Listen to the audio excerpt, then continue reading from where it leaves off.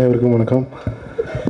இந்த இந்த படம் எங்களுக்கு 13வது படம். இந்த இறைவி ஜிகதண்டா ரிலீஸ்க்கு முன்னாடி நானும் கார்த்தி மீட் பண்ணி இந்த படத்தை பற்றி டிஸ்கஸ் பண்ணோம். ஒரு நாட்டார் மட்டும் தான் சொன்னார். ஒரு 30 பக்க கதையாக என்கிட்ட கொடுத்தாரு. நான் சொன்னேன், ரொம்ப நல்லா இருக்குது, ரொம்ப எமோஷனலாக இருக்குது, ரொம்ப நாளாக இந்த மாதிரி படம் தமிழில் வந்து டெஃபினட்டாக பண்ணலாம் கார்த்திக் அப்படின்னு சொல்லி நாங்கள் இனிஷியலாக ஒன்று பிளான் பண்ணோம். அதுக்கப்புறம் நிறைய சேஞ்சஸ் பண்ணி கடைசி எவ்வளோ பெரிய படமாக இருந்துச்சு அது.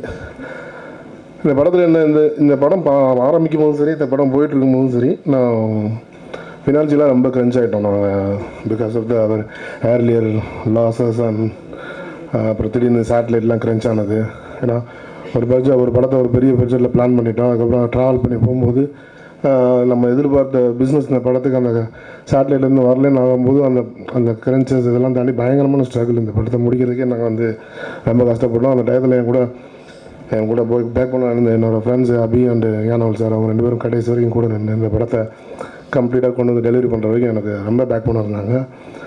அதேமாதிரி இந்த படத்தில் நான் நிறையா கற்றுக்கிட்டேன். நம்மளோட ஃப்ரெண்ட்ஸ் யார், நம்ம பார்ட்டி பண்ணும்போது கூட இருக்கவங்க யார், நம்ம கஷ்டப்பட்டு கண்ணி குடும்பம் கூட இருக்கவங்க யாருன்றது நல்லா கற்றுக்கிட்டேன்.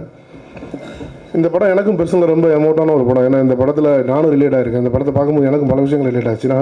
நான் எங்கள் அம்மா கூட அப்படி தான் பிஹேவ் பண்ணியிருக்கேன், என் ஒய்ஃப்ட்ட அப்படி தான் பிஹேவ் பண்ணியிருக்கேன், என் டாட்டர்ட்டையும் அந்த மாதிரி தான் பிஹேவ் பண்ணியிருக்கேன். ஸோ அதை பார்க்கும்போது அந்தளவுக்கு எமோஷன் இருந்துச்சு.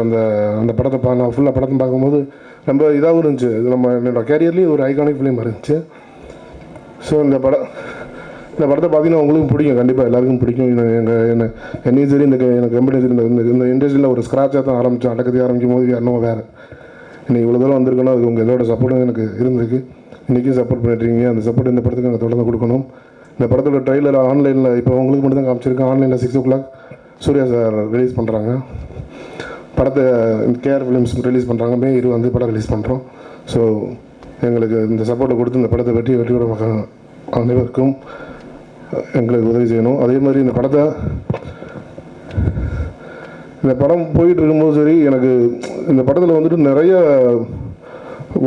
இது தேவைப்பட்டுச்சு. என்ன சொல்கிறது, நிறைய ரிசோர்ஸஸ் உள்ளுக்குள்ளே நிறைய இடங்களுக்கு போனாங்க, லொக்கேஷன்ஸ், அது இது எங்கே போகும்போது எனக்கு கார்த்திக்கும் நான் கேட்குறப்பெல்லாம் கார்த்திக் சார் இது பண்ணுவோம் சார், அதை பண்ணுவோம், இல்லை கார்த்திக் இந்த பொசிஷன் இப்படி போயிட்டுருக்கு, இதை பண்ணிக்கலாம். ஸோ அந்த 2 படம் பண்ணிட்டு ஈகல் இல்லாமல் கார்த்திக் எங்கூட நானும் அவரும் பேசி இதெல்லாம் பண்ணோம். ஸோ தேங்க்யூ கார்த்திக், இந்த படத்தை நல்லபடியாக முடிச்சு கொடுத்தீங்க எனக்கு. So thank you all very much and please support us. Thank you so much.